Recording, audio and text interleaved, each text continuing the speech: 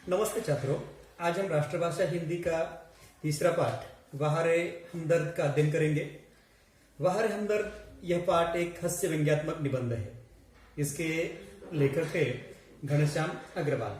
बच्चों, हमारे यहाँ एक परंपरा है कि जब भी कोई अस्पताल में भर्ती है या जो भी कोई बीमार है तो उसे देखने के लिए उसके मित्र, रिश्तेदार या करीबी लोग जो है वह आते हैं।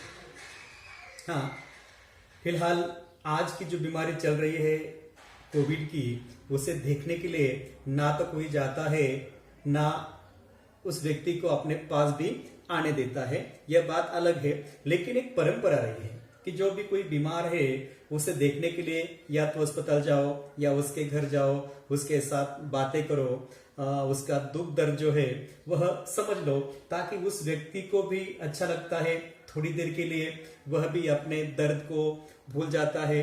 कभी कभी लोग जो रिश्तेदार है, बीमार है, अस्पताल में भर्ती है, उनकी मदद भी करते हैं। तो यह हमारी संस्कृति रह चुकी है या यह हमारी परंपरा रह चुकी है। इसी बात को लेकर लेखक ने यहाँ पर एक व्यंग्यात्मक निबंध लिखा है कि जो भी मिलने आते हैं उसमें मित्र हो या संबंधी हो या रिश्तेदार हो, वो किस प्रकार के होते हैं। सभी लोग केवल हमदर्दी जताने नहीं आते हैं। जो भी लोग आते हैं सभी लोगों को हमारी बीमारी का बहुत बड़ा दुख है इसलिए आया है, ऐसी भी बात नहीं है। कुछ लोग तो आते हैं केवल और केवल औपचारिकता निभाने के लिए। इसी बात को लेकर लेखक ने जो भी यहाँ पर मजाकिये ढंग से उन लोगों की जो भी कुछ बातें हैं वो बताई है, इसको हम देखेंगे। सबसे पहले हम इस गद्य संबंधी देखते हैं। प्रस्तुत हास्य व्यंग्य निबंध में लेखक ने दुर्घटना के माध्यम से विनोद को बड़े ही रोचक ढंग से व्यक्त किया है। हमदर्दी भी कभी कभी किस तरह पीड़ादायी बन जाती है, यह बहुत ही सुंदर तरीके से यहाँ पर लेखक घनश्याम अग्रवाल जी ने बताया है। हमदर्दी भी कभी कभी पीड़ादायी बन जाती है, क्योंकि लोग जब मिलने आते हैं, जब कोई बीमार है तो उस व्यक्ति को सबसे अधिक जरूरत होती है आराम की। लेकिन अगर आने जाने वाले का इस प्रकार तांता बंधा रहा, एक के बाद एक आता जाता रहा, तो बेचारा वह बीमार व्यक्ति है वह आराम कब करेगा। और इसी से उस व्यक्ति को सबसे अधिक तकलीफ सहनी पड़ती है।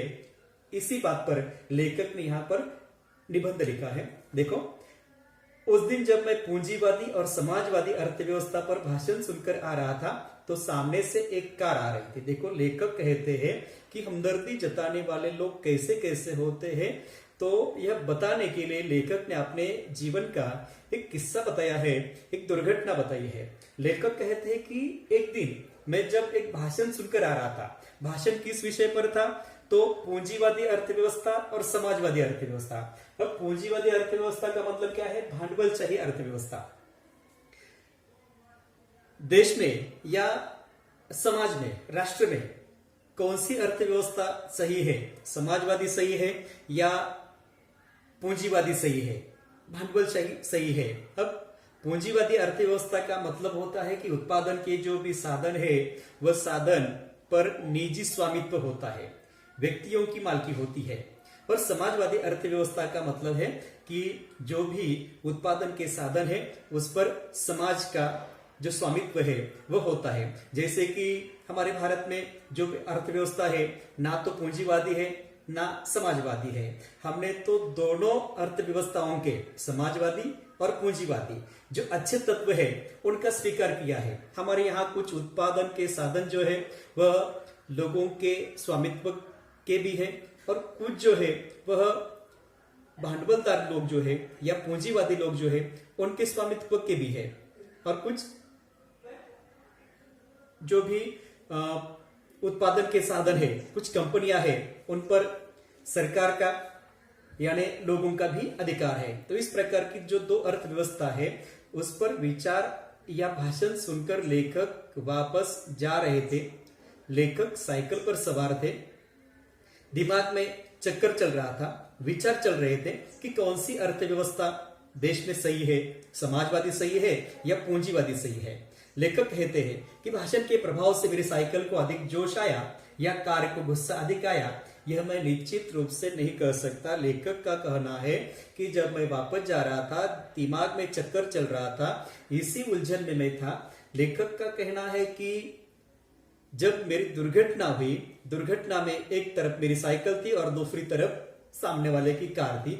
यहां पर किसको अधिक गुस्सा आया था? साइकिल को अधिक गुस्सा आया था या कार को अधिक गुस्सा आया था? साइकिल यहां पर दी गई है समाजवादी अर्थव्यवस्था के प्रतीक के तौर पर, और कार दी गई है भांडवलशाही अर्थव्यवस्था के प्रतीक के तौर पर। गुस्सा किसको अधिक आया है? साइकिल क्यों अधिक आया है या कार को अधिक? यह मैं निश्चित रूप से नहीं जानता, लेकिन मेरी साइकिल और वह कार जब करीब आए तो विरोधियों की तरह एक दूसरे को घृणा की नजरों से देखते हुए आपस में जा भिड़े। दोनों भी जब एक दूसरे के करीब आ गए, दोनों ने एक दूसरे को अपना शत्रु समझा। विरोधियों की तरह वे दोनों भी एक दूसरे से जा भिड़े, यानी यहां पर सामने से आ रही जो कार थी, उस कार पर लेखक जाकर टकरा जाते हैं और इसी से यहां पर यह दुर्घटना होती है। लेखक कहते हैं कि मैंने खामखा पूंजीवाद और समाजवाद के झगड़े में टांग अड़ाई, क्योंकि इस दुर्घटना में लेखक को चोट लगी थी। लेखक कहते हैं कि मैंने खामखा का मतलब है बिना वजह से, कुछ जरूरत नहीं थी, कुछ कारण नहीं था, लेकिन फिर भी मेरे दिमाग में यह चक्कर चल रहा था, यह विचार चल रहे थे कि कौन सी अर्थव्यवस्था अपने देश में सही है, समाजवादी सही है या पूंजीवादी सही है। बहुत ही उलझन में लेखक थे। हमारे भी ऐसा होता है, जब हम गाड़ी पर सवार है, गाड़ी चला रहे हैं, दिमाग में बहुत ही चक्कर चल रहा है, उलझन में है, तो जो भी रास्ते पर कोई मंदिर है या कोई एक जगह है, वो कब पीछे छूट गई इसका भी हमें पता नहीं चलता। और इसी प्रकार लेखक कहते हैं कि कुछ वजह नहीं थी, फिर भी दिमाग में यह चक्कर चल रहा था और मैं जाकर उस कार से टकरा गया, और इसका परिणाम यह हुआ कि मेरी एक टांग टूट गई। लेखक कहते हैं कि मैंने खामखा पूंजीवाद और समाजवाद के झगड़े में टांग अड़ाई। टांग अड़ाना यानी बाधा डालना, यह मोहरा है। फलस्वरूप मेरी टांग टूट गई। परिणाम क्या हुआ? फलस्वरूप यानी परिणाम क्या हुआ? तो लेखक कहते हैं कि मेरी एक टांग उस दुर्घटना में टूट गई। दुर्घटना के बाद आज भी इंसानियत कायम है, यह सिद्ध करने के लिए कुछ लोग मेरी तरफ दौड़े। लेखक कहते हैं कि हमारी परंपरा बहुत अच्छी रही है, जब भी कोई बीमार होता है तो लोग उसे देखने के लिए जाते हैं। इतना ही नहीं है, बल्कि कहीं पर भी अगर दुर्घटना होती है तो लोग उस दुर्घटनाग्रस्त व्यक्ति को वहां से उठाते हैं और अस्पताल में भर्ती कराते हैं। बाद में पुलिस का जो शिकंजा पीछे लग जाता है वह बात अलग है, लेकिन फिर भी लोग उस व्यक्ति की मदद करने की भावना से उसे उठाते हैं और अस्पताल में भर्ती करते हैं। लेकिन फिलहाल अब क्या हो रहा है? लेखक ने जब यह निबंध लिखा तो यह पुराने जमाने की बात है। शायद उस वक्त मोबाइल किसी के भी जेब में नहीं होंगे या मोबाइल का चलन शुरू नहीं हुआ होगा। आज की बात क्या है? अगर कहीं पर भी दुर्घटना होती है तो सबसे पहले मदद करने से भी पहले लोग क्या करते हैं, तो अपने अपने जेब से मोबाइल निकालते हैं और इससे जो भी वहां पर दुर्घटना घटी है उसका चित्रीकरण करते हैं, और यह सब चित्रीकरण करके व्हाट्सएप या फेसबुक पर डाल देते हैं। तो इसी प्रकार सबसे पहले यह करना, और उसके बाद वहां पर कौन दुर्घटनाग्रस्त हुआ है उसे देखना। तो यह सब चल रहा है, लेकिन शायद लेखक के जमाने में यह सब नहीं था। लेखक कहते हैं कि तब इंसानियत कायम थी, लोगों ने मुझे उठाया और अस्पताल में भर्ती कराया। आंख खुली तो मैंने अपने आप को एक बिस्तर पर पाया। लेखक कहते हैं कि जब मेरी आंख खुली तब मैंने अपने आप को एक बिस्तर पर पाया। शायद लेखक को चोट ज्यादा लगी थी, दिमाग पर इसका असर हो गया था, और इसी के कारण वे अपना होशो हवास खो बैठे थे। लेखक कहते कि जब मुझे अस्पताल में भर्ती कराया गया तो उसके बाद मैं अस्पताल में भर्ती होने के बाद मुझे होश आ गया था, और जब मेरी आंखें खुल गई तब मैंने अपने आप को पाया कि मैं एक बिस्तर पर लेटा हूं। इर्द गिर्द कुछ परिचित अपरिचित चेहरे भी खड़े थे। लेखक ने जब अपनी आंख खुली और आजू बाजू देखा तो कुछ परिचित चेहरे थे, कुछ अपरिचित थे, लेकिन काफी भीड़ वहां पर थी। आंख खुलते ही उनके चेहरों पर उत्सुकता की लहर दौड़ गई। लेखक कहते कि जैसे दुर्घटना हो गई, मैं नीचे गिर गया, शायद सर को भी चोट लगी थी, पांव भी टूट गया था, और इसी के कारण लेखक अपने होश हवास खो बैठे थे।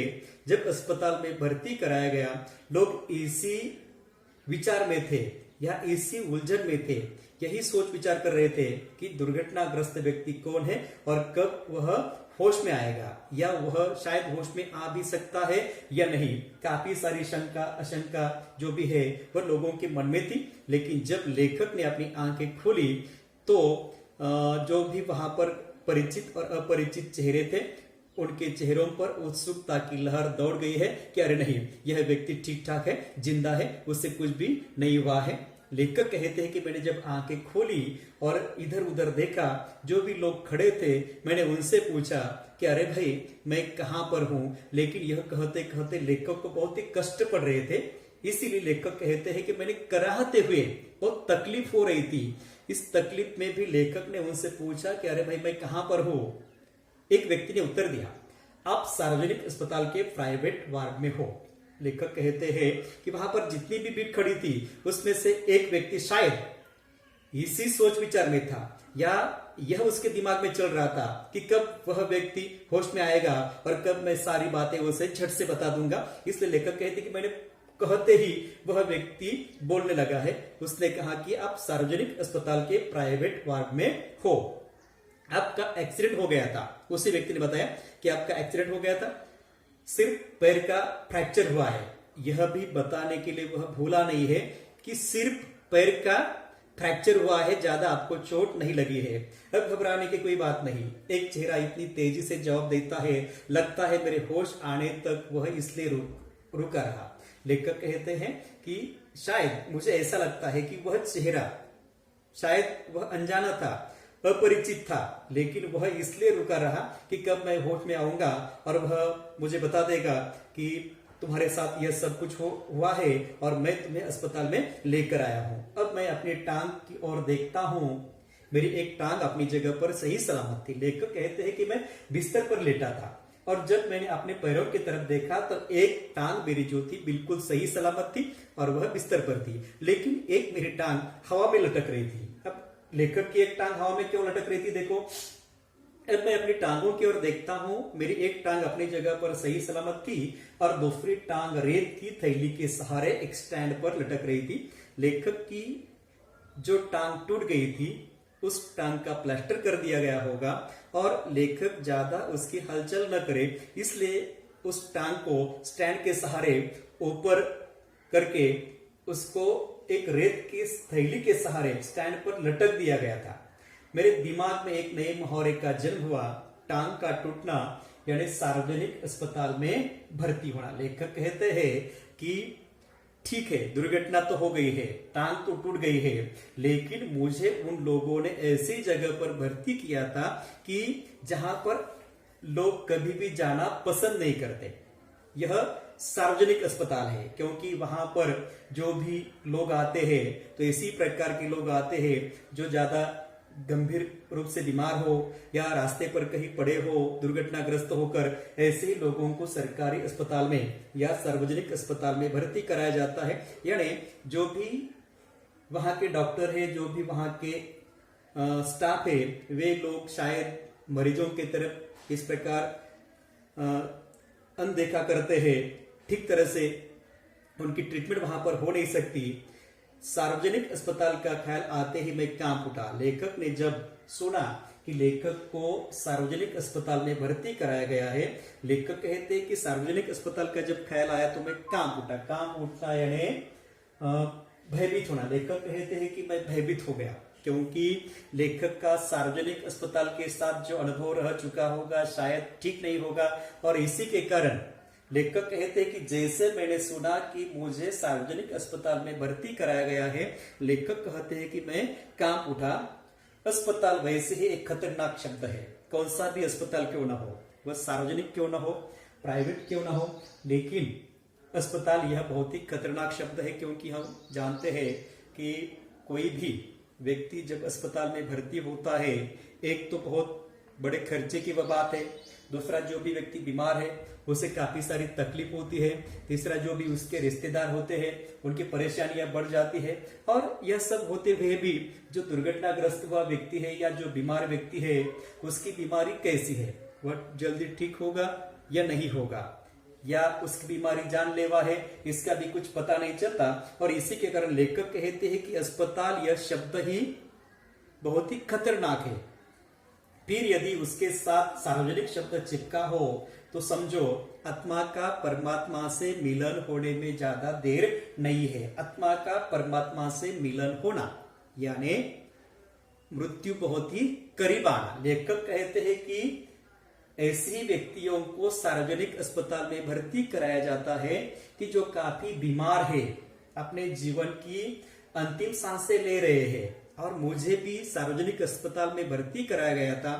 समझो आत्मा का परमात्मा से मिलन होने में अब देर नहीं है, यानी मृत्यु बहुत ही समीप है, करीब है।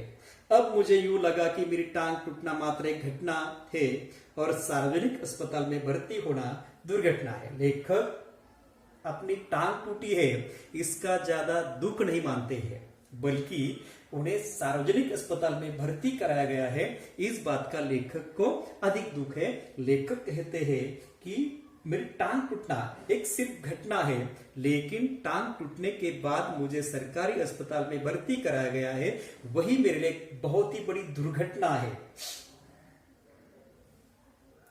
टांग से ज्यादा फिक्र मुझे उन लोगों की हुई जो हमदर्दी जताने मुझसे मिलने आएंगे। लेखक कहते हैं कि मेरी टांग टूट गई, दुर्घटना तो किसी के भी साथ हो सकती है, यह कोई बात नहीं है। लेकिन मुझे चिंता इस बात की है कि मेरे टांग टूटने पर जो भी मुझे लोग मिलने आएंगे तो उन लोगों की ज्यादा चिंता लेखक को है। ये मिलने जुलने वाले कई बार इतने अधिक आते हैं और कभी कभी इतना परेशान करते हैं कि मरीज का आराम हराम हो जाता है। लेखक कहते हैं कि जो भी लोग हमदर्दी जताने आते हैं, हमदर्द यानी दुख को समझने वाला, लेखक कहते हैं कि हमदर्दी जताने वाले लोग इतने ज्यादा होते हैं। उसमें मित्र होते हैं, रिश्तेदार होते हैं, करीबी होते हैं, हम जहां पर काम करते हैं वहां के हमारे स्टाफ मेंबर्स होते हैं, जिस गली में हम रहते हैं तो वहां के पड़ोसी होते हैं, अगर हम किसी बस से या ट्रेन से सफर करते हैं तो हमारे साथ हर रोज आने जाने वाले हमारे सह यात्री होते हैं। इतने सारे लोग होते हैं और वे लोग अगर देखने आए तो कितनी सारी भीड़ वहां पर जनरल वार्ड में इकट्ठा हो जाएगी, इसकी चिंता लेखक को है। जनरल वार्ड का तो वैसे भी एक नियम होता है कि आप मरीज को एक निश्चित समय पर आकर ही तकलीफ दे सकते हो। लेखक कहते हैं कि जनरल वार्ड का एक नियम है कि आप एक निश्चित समय पर, समझो सुबह 8 बजे से लेकर 12 बजे तक, शाम को फिर 8 बजे से लेकर 10 बजे तक हम जनरल वार्ड में जाकर अपने जो भी कोई रिश्तेदार वहां पर भर्ती है तो उनसे मिल सकते हैं, उनका हाल हम पूछ सकते हैं। लेकिन प्राइवेट वार्ड का ऐसा कोई नियम नहीं है, यह तो एक खुला निमंत्रण है। प्राइवेट वार्ड में जब हम भर्ती होते हैं तो हमारे रिश्तेदारों के लिए खुला निमंत्रण होता है कि वे लोग कभी भी आ सकते हैं, घंटों बैठ सकते हैं, हमारे साथ बातें कर सकते हैं। इन आने वालों में कौन हो सकता है? देखो, उसमें परिचित हो सकते हैं, उसमें रिश्तेदार हो सकते हैं, हमारे मित्र हो सकते हैं। आओ, जब जी चाहे आओ, चाहे जितनी देर रुको, समय का कोई बंधन नहीं है, कोई भी नियम वहां पर नहीं होता। क्योंकि जो भी प्राइवेट अस्पताल है या सार्वजनिक अस्पताल का प्राइवेट वार्ड है, यह तो ऐसे लोगों के लिए होता है जो अमीर है, ज्यादा से ज्यादा बिल का भुगतान कर सकते हैं, और इसी के कारण उनके लिए यह जो एक फैसिलिटी है वह दी जाती है कि वे लोग अपना एक अलग कमरा लेकर वहां पर वह रह सकते हैं और उनके रिश्तेदार जब भी उनका जी चाहे उन्हें मिलने के लिए आ सकते हैं।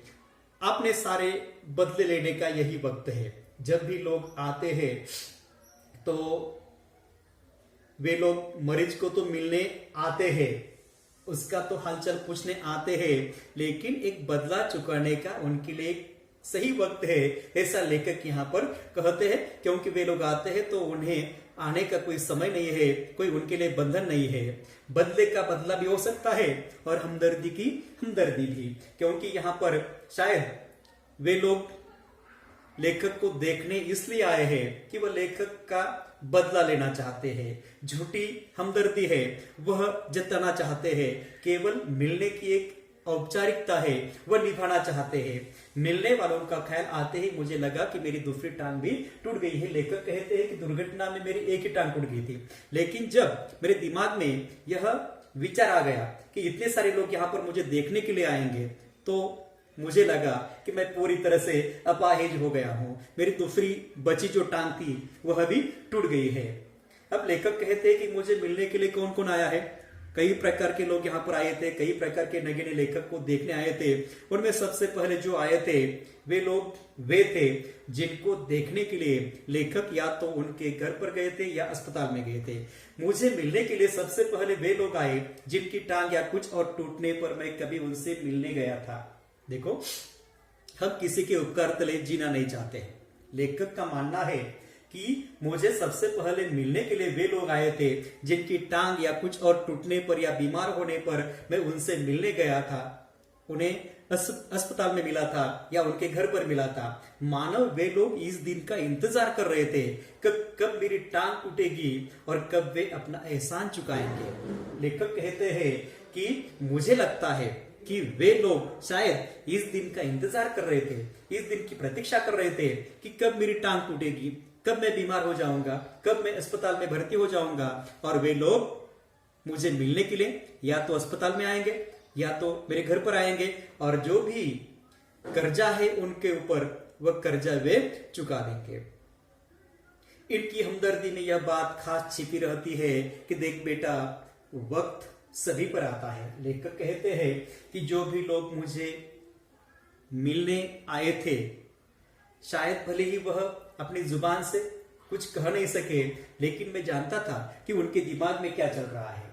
उनके दिमाग में चल रहा था कि देख बेटा, जब हम यहाँ पर भर्ती थे, जब हम बीमार थे, जब तुम हमें देखने आया था, हमारे ऊपर हंस रहा था, लेकिन एक बात है कि वक्त सब पर आता है।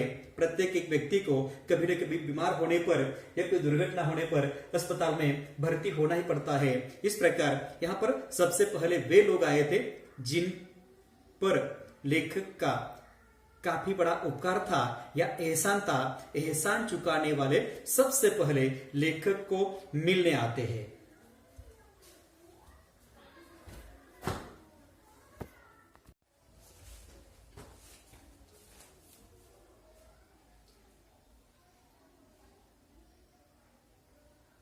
अब देखो दूसरे कौन से प्रकार के लोग हैं।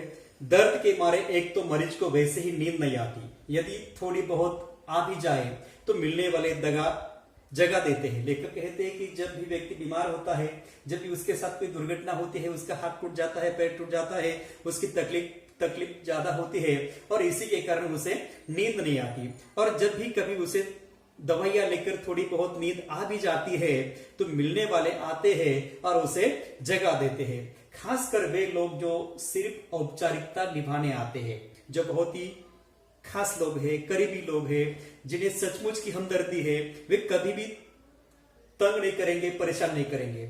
लेकिन खास करके वे लोग ज्यादा परेशान करते हैं, ज्यादा तकलीफ देते हैं, जो केवल औपचारिकता निभाने आते हैं।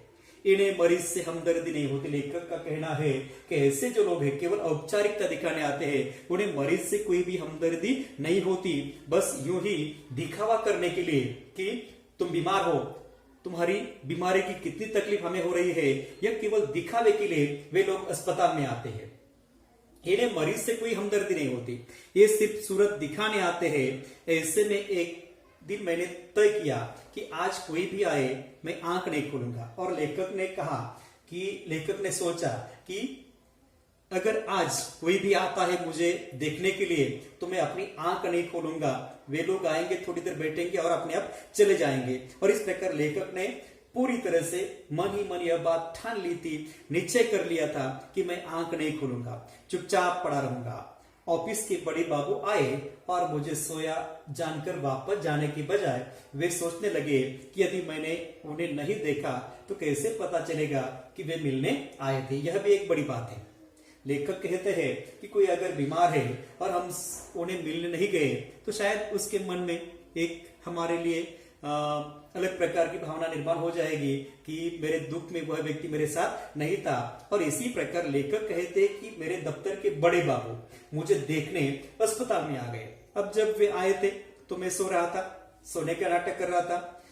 वे मुझे देखते हैं और इस सोच विचार में वह डूब जाते हैं कि क्या करूं, वापस जाऊं या थोड़ी देर रुको।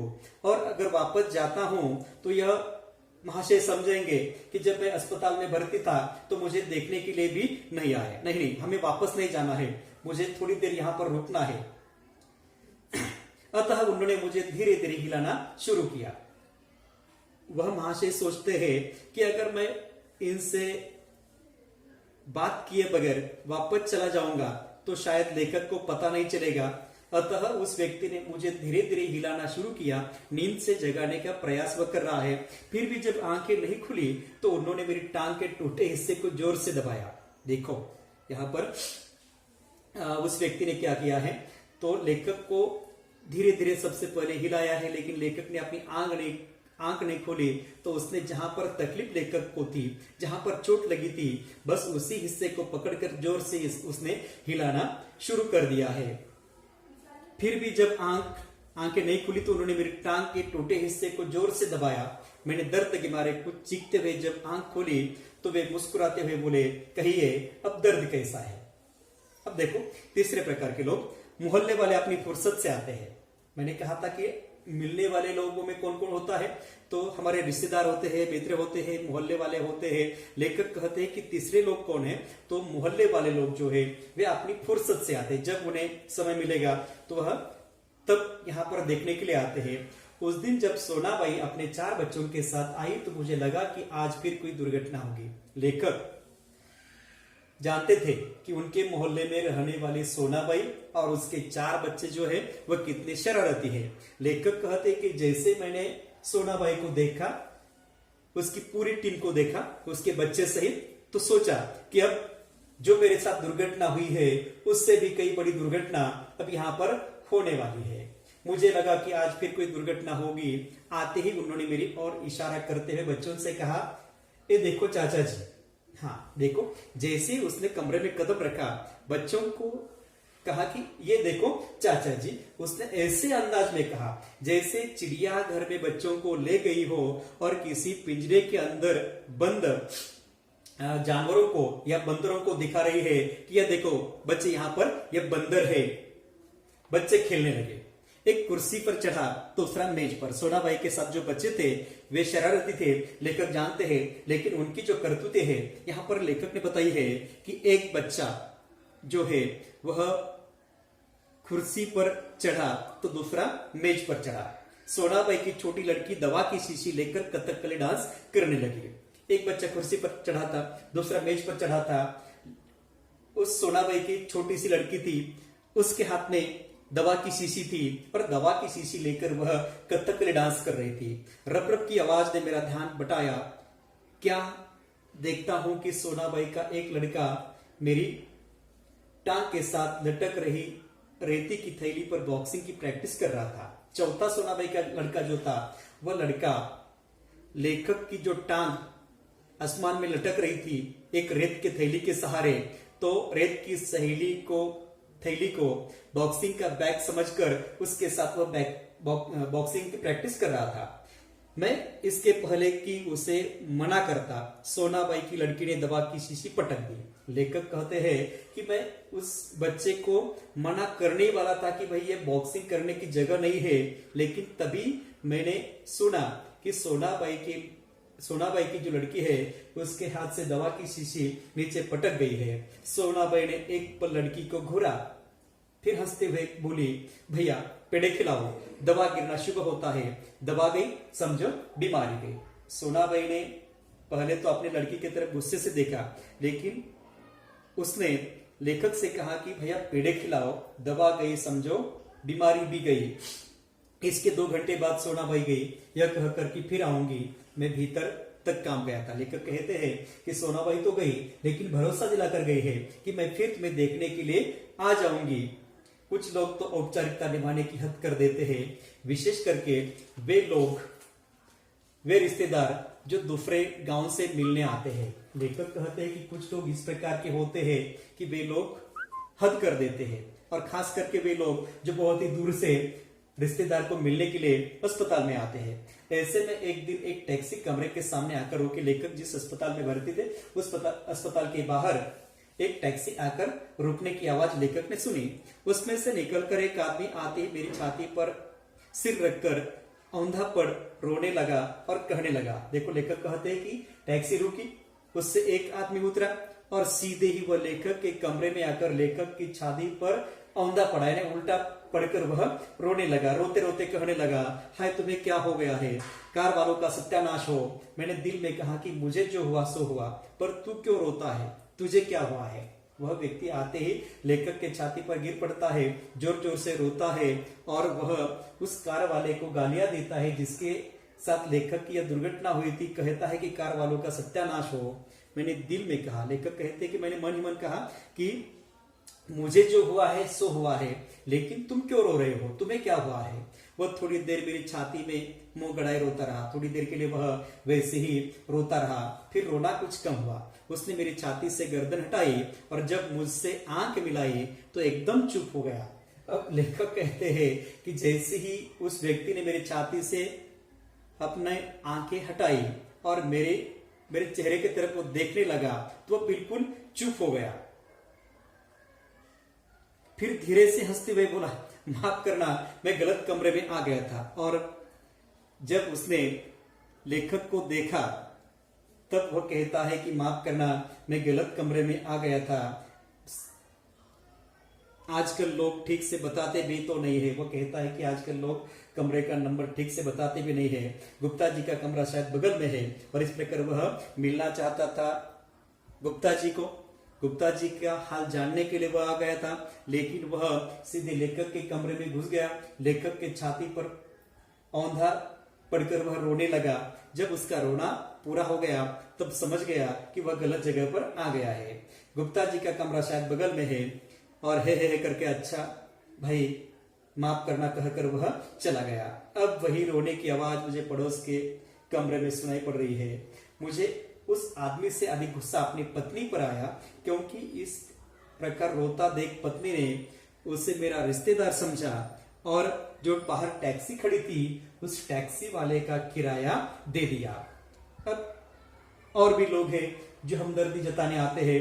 उसमें 5वें प्रकार के लोग हैं। हमदर्दी जताने वालों में वे लोग जरूर आएंगे जिनकी हम सूरत भी देखना नहीं चाहते। लेखक कहते हैं कि हमदर्दी जताने वालों में रिश्तेदार होते हैं, मित्र होते हैं, उनके साथ साथ वे लोग भी होते हैं कि जिनसे हम सब नफरत करते हैं, जिनसे हम मिलना भी नहीं चाहते। उसी प्रकार के एक महाशय, एक व्यक्ति लेखक को मिलने के लिए अस्पताल आते हैं, जिनका चेहरा भी देखना लेखक नहीं चाहते हैं। हमारे शहर में एक कवि है श्री लपकानंद। उनकी बेतुकी कविताओं से सारा शहर परेशान है। मैं अक्सर उन्हें दूर से देखते ही भाग खड़ा होता हूँ। लेखक कहते हैं कि हमारे शहर में एक कवि है, क्योंकि आज कवियों की कमी नहीं है। जहां पर भी देखो वहां पर कवि निर्माण हो रहे हैं। और वह भी कैसे कवि, एक मराठी के कवि है, उनकी कविता देखो कैसी है। माझी चहादानी साखर पाणी, उकळी घळघळा आणि अश्रू येती खळखळा, अशा प्रकारच्या 4 ओळी एकमेकांच्या समोर लिहिल्या की या कवींच्या कविता तयार होतात। ऐसे कवि जो है उनकी कमी आज हमारे देश में नहीं है और ऐसे ही लोगों से लेखक बचना चाहते हैं। वे अक्सर उन्हें दूर से देखते ही भाग खड़े होते हैं। जानता हूं जब भी मिलेंगे 10-20 कविताएं पिलाए बिना नहीं छोड़ेंगे। पिलाए बिना यानी सुनाए बिना। लेखक कहते हैं कि वह व्यक्ति इतना बोर करता है कविता सुना सुना कर कि जब भी मैं उनसे मिलता हूं तो 10-20 कविता सुनाए बिना वे नहीं छोड़ते हैं। एक दिन बगल में झोला दबाए आ पहुंचे। आते ही कहने लगे, मैं तो पिछले 4-5 दिनों से कवि सम्मेलन में व्यस्त था। जैसे वह लेखक को मिलने के लिए अस्पताल में आते हैं, कहते हैं कि मैं 4-5 दिन से व्यस्त था, इसलिए आ न सका। आज फुर्सत मिली है इसलिए आज चला आया। सच कहता हूं कसम से, मैं आपके बारे में ही सोचता रहा। वह कहता है कि 4-5 दिन में वह कवि सम्मेलन में था, लेकिन वहां पर मेरे दिमाग में केवल आपके ही विचार चल रहे थे, केवल आपके बारे में मैं सोचता रहा। रात भर मुझे नींद नहीं आई और हाँ, रात को इसी संदर्भ में यह कविता बनाई। हाँ, केवल तुम्हारे ही विचार मेरे दिमाग में चल रहे थे कि तुम्हारी टांग कैसी है, तुम्हारी तबीयत कैसी है। मैं रात भर सो न सका और इसी विचार में, इसी सिलसिले में तुम्हारे ऊपर एक कविता की रचना मैंने कर डाली। देखो किस प्रकार की कविता है। वह अपनी डायरी निकालते हैं और कविता सुनाने लगाते हैं। असम की राजधानी है शिलोंग, असम की राजधानी है शिलोंग, मेरे दोस्त की टूट गई है टांग, मोटर वाले तेरी साइड थी रॉन्ग। कविता सुनकर वे मुझे ऐसा देख रहे थे मानो उनकी एक आंख पूछ रही हो, कहो कविता कैसी रही, और दूसरी आंख पूछ रही हो, बोल बेटा अब भी मुझसे भागेगा क्या। मैंने जल्दी से चाय पिलाई और फिर कविताएं सुनने का वादा कर बड़ी मुश्किल से विदा किया। लेखक कहते हैं कि मैंने बहुत ही जल्द से जल्द उन्हें चाय पिलाई और आश्वासित किया उन्हें कि हाँ, जब मैं ठीक हो जाऊंगा तो तुम्हारी कविता सुनने के लिए तुम्हारे घर आ जाऊंगा। इस प्रकार उससे मैंने अपनी जान छुड़ाई। अब मैं रोज ईश्वर से प्रार्थना करता हूँ कि हे ईश्वर, अगर तुझे मेरी दूसरी टांग भी तोड़नी हो तो जरूर तोड़, मगर कृपा कर वो जगह तोड़ना जहां मेरा कोई भी परिचित वाला न हो। लेखक कहते हैं कि मुझे इस दुर्घटना से भगवान से कोई भी शिकायत नहीं है।